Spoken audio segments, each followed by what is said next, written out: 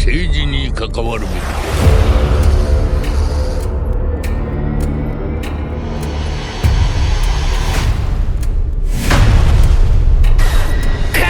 だ。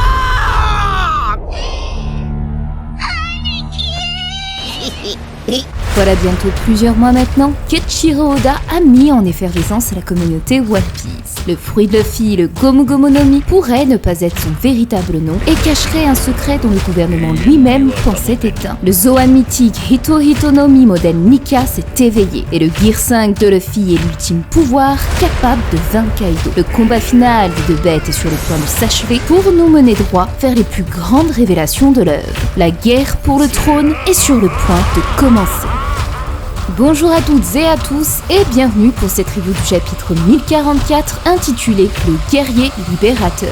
C'est officiel, Luffy est aujourd'hui devenu le dieu soleil, symbole de liberté. Bientôt 3 ans que vous avez découvert cette théorie sur ma chaîne et qu'elle vient se valider aujourd'hui. Une révélation qui secoue le monde de One Piece et qui méritait une review approfondie pour vous dévoiler les plus grands secrets cachés du Gomu Gomu no Mi, le Zoan mythique du guerrier légendaire Nika. Alors si vous souhaitez me soutenir, c'est le moment de laisser un like à cette vidéo si elle vous a plu et de vous abonner. On approche bientôt des 80 000 nakamas sur la chaîne, alors on continue et un grand merci à vous pour tout votre soutien. À présent, ouvrons le rideau sur le dernier acte du combat de l'homme aux 100 bêtes face au dieu soleil, donc qui dit Luffy. C'est sous les coups de tambour que le cœur de Luffy se remet à battre. Son haki des rois exulte et traverse ses alliés qui ressentent qu'il est toujours en vie, tandis que Momonosuke comprend que Joy Boy n'est autre que Monkey D. Luffy. La grande révélation ne se fait pas attendre et c'est le Gorosei en personne qui nous l'annonce. Ce fruit dont le gouvernement n'a eu de cesse de tenter de capturer depuis 800 ans sans jamais y parvenir se nomme en réalité le Hito Hito no Mi modèle Nika, le dieu soleil. L'éveil de ce Zoan mythique offre alors à son corps en caoutchouc encore plus de force et de liberté. De tous les fruits existants en ce monde, il est tout simplement le fruit le plus ridicule qui soit. Le Gomu Gomu no Mi n'était donc pas un paramécia, mais bel et bien un Zoan mythique. C'est un coup de tonnerre qui frappe ce chapitre, et là était le véritable secret de ce fruit du démon, si légendaire pour le Gorosei. C'est à la fois une gigantesque euphorie et une terrible frustration qui sont emparées de moi en lisant ce chapitre. Vous ignorez probablement pourquoi j'ai ressenti ça, mais vous allez très vite comprendre avec un extrait de ma dernière review. Reste alors à découvrir quel véritable nom aurait le Gomu Gomu no Mi si ce dernier est bien le fruit dont parlait le Gorosei. Depuis le commencement de l'arc des empereurs, les fruits du démon artificiel ont fait leur apparition. On les nomme les Smiles. Ce projet fou de transformer la tristesse en sourire ne serait-il pas finalement lié à l'ultime fruit du démon de Luffy? C'est pourquoi le véritable nom du Gomu Gomu no Mi pourrait inspirer cette dualité. On est donc en droit de se demander si le fruit de Luffy est un véritable paramécia. Mon hypothèse est tout de même un peu plus grande que ça, c'est pourquoi elle nécessite une vidéo entière à ce sujet. Et comme cette review est déjà très longue, je pense qu'il est bon de s'arrêter ici. À cet instant précis, j'ai commis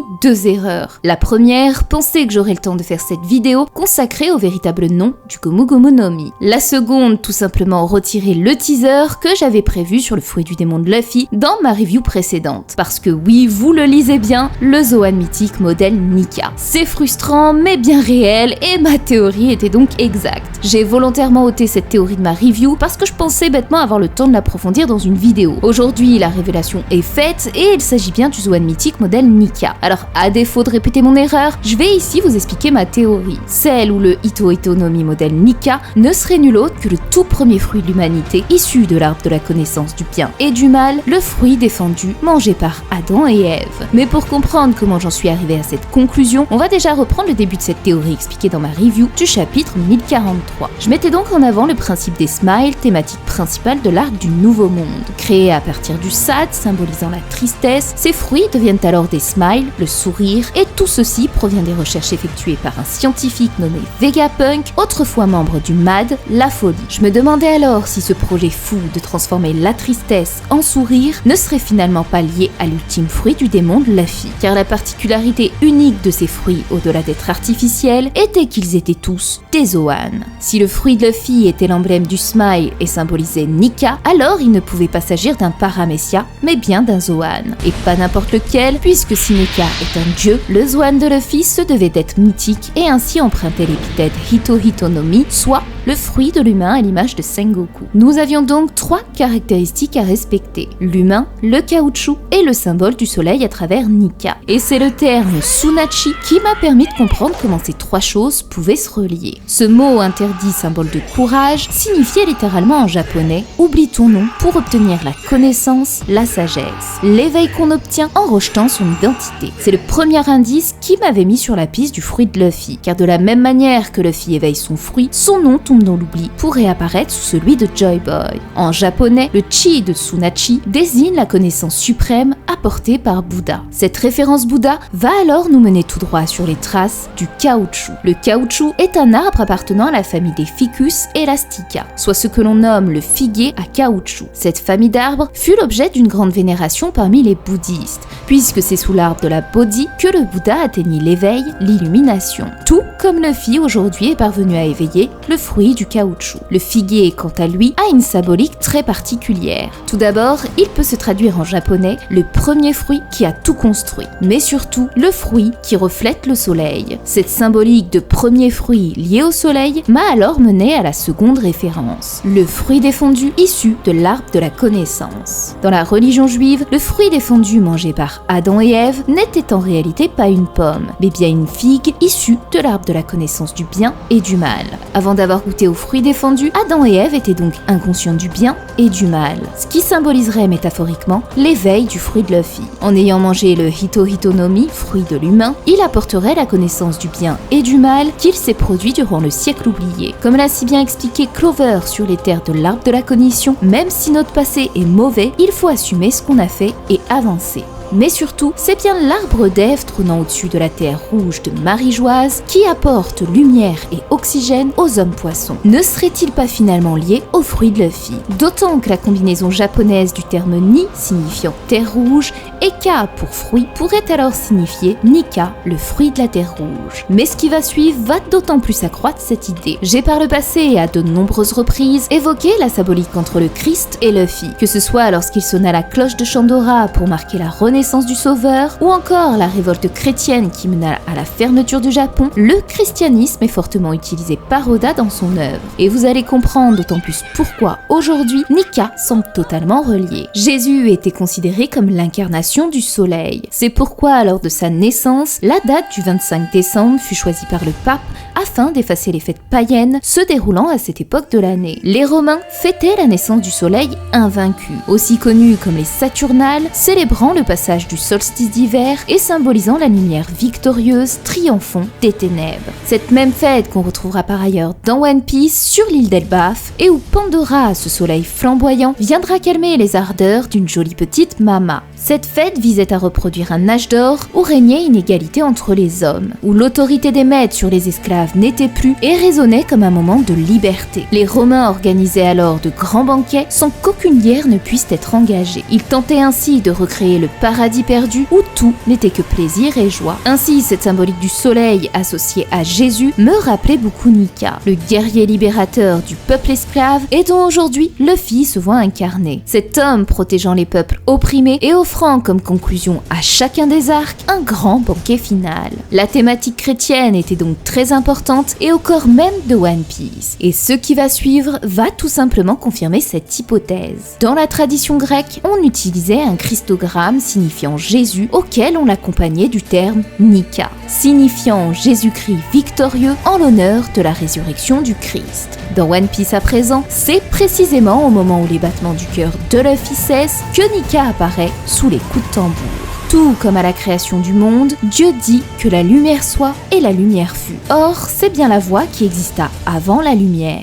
Une voix définie comme étant un bruit, un Big Bang, un éclatant coup de tambour. Ce tambour qui résonne aujourd'hui en Luffy et qui fait ainsi jaillir la lumière du guerrier solaire Nika. Enfin, il faut savoir que la renaissance du Christ était si grande pour les croyants que les peintures chrétiennes illustraient ce qu'ils nommaient le trône vide, symbolisant l'attente du retour du Christ, sa seconde venue, et où les sénateurs se présentaient devant pour venir s'y agenouiller. Cette illustration n'est alors pas sans rappeler celle du Gorosei face au trône vacant de Marie-Joise. Ainsi, il se pourrait bien que parmi tous les fruits du démon canon existant, le fruit de Luffy ne soit nul autre que celui ayant conduit Adam et Ève à l'humanité. Et c'est pourquoi j'avais imaginé que le Gomu Gomu no Mi serait non pas un paramecia, mais bel et bien le Hito Hito no Mi, modèle Nika. Ce fruit permettant de redonner le sourire à n'importe qui serait alors l'ultime but de la création des fruits artificiels nommés les Smiles. Et le peuple Ebisu en est le parfait exemple. Eux, dont les échecs des Smiles leur donnaient un sourire ineffaçable, croyaient en Ushimitsu, ce bienfaiteur n'apparaissant que la 3e heure du bœuf. Lorsque l'on observe d'un peu plus près la silhouette d'Ushimitsu et Nika au clair de lune, on comprend alors qu'il s'agit de la même position. Mais surtout, l'heure du bœuf est désignée par les Japonais en fonction des signes du zodiaque. Et par le fruit du hasard, le bœuf taureau est le signe astrologique de Luffy. Enfin, ce peuple était symbolisé par Ebisu, le dieu de la pêche, et Oda n'aura eu de cesse de mettre en scène Luffy sous ses traits. Ainsi, l'histoire autour des Smiles, ces fruits de type Zoan, était pour moi le signe que Luffy pouvait posséder non pas un paramecia, mais bel et bien un Zoan mythique. L'ultime fruit que tentait de reproduire depuis si longtemps Vegapunk, le scientifique fou capable de concevoir un Zoan, tout en ayant découvert le schéma de la création, l'ADN humain. Il n'est alors pas impossible d'imaginer que la raison de la capture de Vegapunk par le gouvernement soit celle de recréer le Zoan mythique Nika.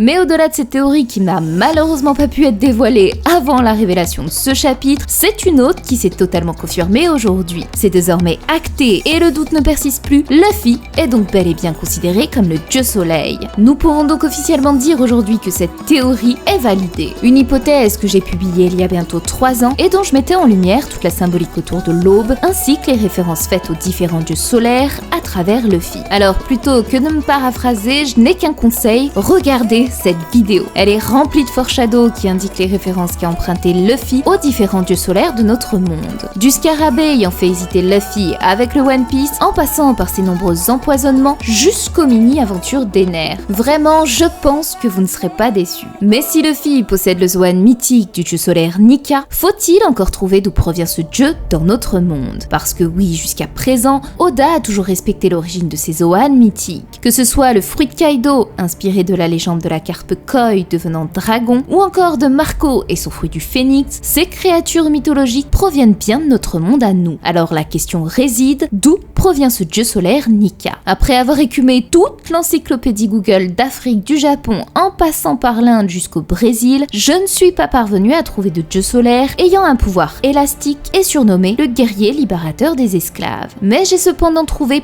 beaucoup de références qui pouvaient s'en approcher. À commencer par le peuple kényan, nommé tout simplement le peuple Nika. Il fut difficile à trouver car ils sont souvent appelés les Mijikenda, un terme collectif désignant les 9 tribus, rappelant ainsi les 9 ombres qui se projetteront au clair de lune et dont leur nom d'origine était tout simplement les Wa Nika, soit le préfixe d'harmonie comme le Wa de Wano Kuni. Parmi certaines tribus comme les Maasai du Kenya, ils croyaient en un dieu solaire et suprême nommé Enki, où les fidèles exécutent des sacrifices en son honneur sous le figuier sacré Mugomo. Ce Mugomo me rappelle forcément le Gomu Gomu no Mi, issu de l'arbre du figuier Kaochu. Il n'est alors pas impossible qu'Oda se soit inspiré de cette tribu pour faire naître le dieu soleil Nika dans son œuvre. Outre cette révélation fracassante au sujet du Zoan, le Gorosei indique un détail des plus intéressants. Les Zoan abritent une volonté, et c'est probablement la raison pour laquelle ce fruit du démon semblait les fuir depuis 800 ans. En observant les différents fruits du démon, il est assez logique de penser que les Zoan incarnent une entité, qu'elle soit animale ou divine, contrairement à un Loga ou un Paramecia. On peut davantage comprendre que l'esprit de Nika puisse partager sa volonté à travers son fruit, empêchant ainsi le gouvernement de se saisir de lui, comme si il était capable de provoquer le destin. Ça expliquerait également comment Shanks est parvenu à savoir que le CP9 escortait ce fruit à cette époque. Peut-être l'a-t-il ressenti à travers la voix, tout comme les alliés Mugiwara ont été en mesure d'entendre que Luffy était toujours en vie. Ce qui rappelle beaucoup cette fameuse scène où Zoro ressentait l'âme de ses sabres. Enma, le roi des enfers, possède cette particularité démoniaque, tout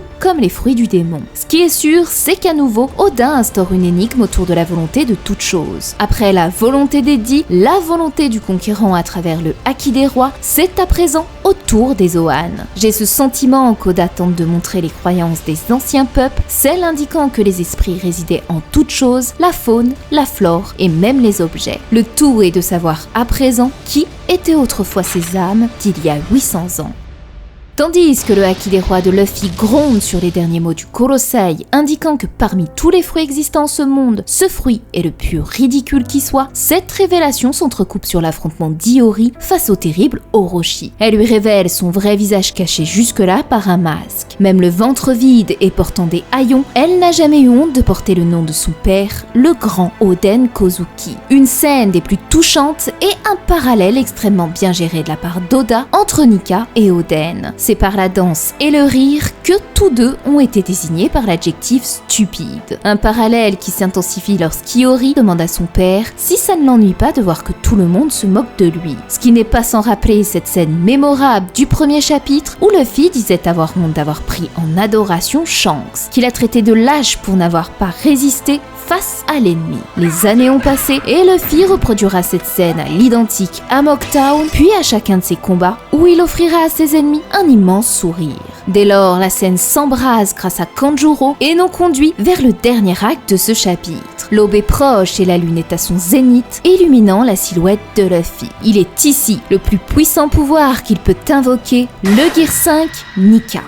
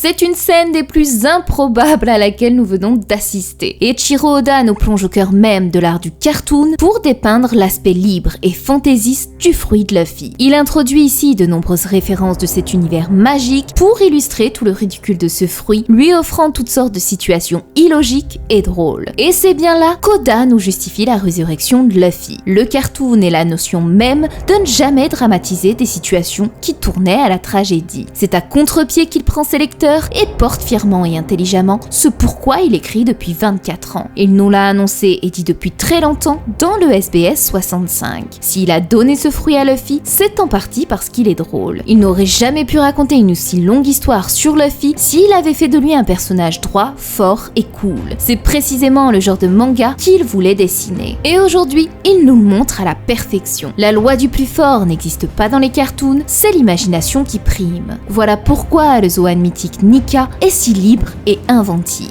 Attendez-vous donc à voir de la créativité durant ce combat, d'autant plus que cet arc est centré sur le kabuki. Cette pièce de théâtre burlesque entremêlée au cartoon va alors nous offrir la quintessence du stupide, mais qui pourtant cachera une véritable morale. Le combat risque donc d'être complètement loufoque. Faire apparaître des bombes qui s'allument et s'éteignent pour l'envoyer au visage de Kaido comme celle des souterrains d'Onigashima. Rien n'est impossible puisque l'imaginaire est immense. À présent que vous avez cette image en tête, le fruit de Luffy vous paraîtra complètement différent. Car Oda a de nombreuses reprises introduit le cartoon lorsque Luffy utilise les capacités de son fruit. Lorsqu'il gonfle son bras en soufflant dans son pouce en référence à Jerry la souris, son bandman avec un gros buste et de petites jambes, ou encore lorsqu'il apparaît dans l'œil de Nola et lui ouvre la paupière. Mais c'est surtout la référence à son combat en Nightmare contre Oz qui cache un secret. Le physique de Kaido n'est pas sans rappeler celui du géant antique. Mais là, Oda calque tout simplement à la case près le combat d'Oz versus Luffy. Il fait virevolter Oz dans les airs en le frappant au sol. Puis sa tête vient s'exploser contre le sol.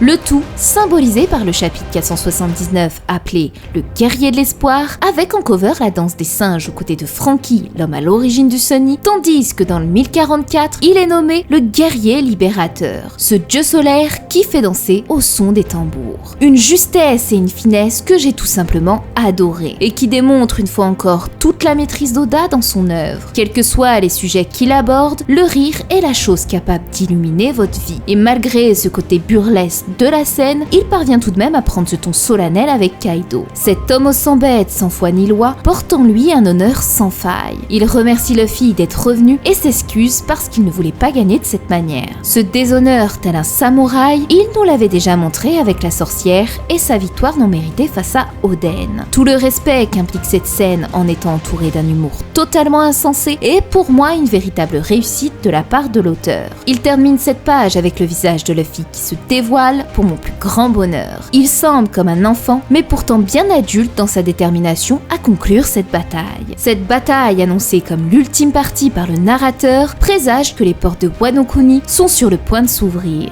La grande guerre va atteindre un point de non-retour et c'est ici que tout se jouera. Reste à savoir ce que décidera le gouvernement mondial maintenant que ce fruit est éveillé et qui pourrait expliquer la venue de Shanks à Marie-Joise. Mais surtout, qu'adviendra-t-il de Luffy lorsque son Gear 5 cessera? Perdra-t-il le contrôle à l'image de Chopper? Et si finalement Otama n'aurait pas son rôle à jouer à cet instant? À présent que le fruit de Luffy est celui d'un Zoan, il n'est pas impossible qu'Otama réussisse à le contrôler sous sa forme Nika grâce au Kibi-Kibi no Mi. Comme un retour de flamme, elle aiderait celui qu'elle nomme Aniki, l'homme qui s'est battu jusqu'à la mort pour que cet enfant puisse manger et vivre à nouveau. On n'en est pas encore là, mais je peux vous dire une chose, personne n'est prêt pour ça. Et encore moins Zoro, l'homme qui ne croit pas en Dieu et qui, lors de son réveil, découvrira que son capitaine n'est autre que le dieu soleil. Et c'est sur ces mots qu'on va se quitter. Merci à tous d'avoir suivi cette vidéo, c'était un chapitre mémorable qui mériterait encore des heures et des heures d'analyse. J'espère sincèrement qu'elle vous aura plu. Merci encore à tous pour vos magnifiques messages de soutien. N'hésitez pas à rejoindre le Discord si vous souhaitez parler davantage de ce chapitre, le lien est en barre d'infos. Nous on se donne rendez-vous la semaine prochaine et en attendant, prenez bien soin de vous. Un membre du Gorosei dit qu'il n'est pas fou, puisque les fruits Zoan ont leur propre esprit. Le Gorosei dit que le Gomu Gomu no Mi est en fait un fruit de type Zoan.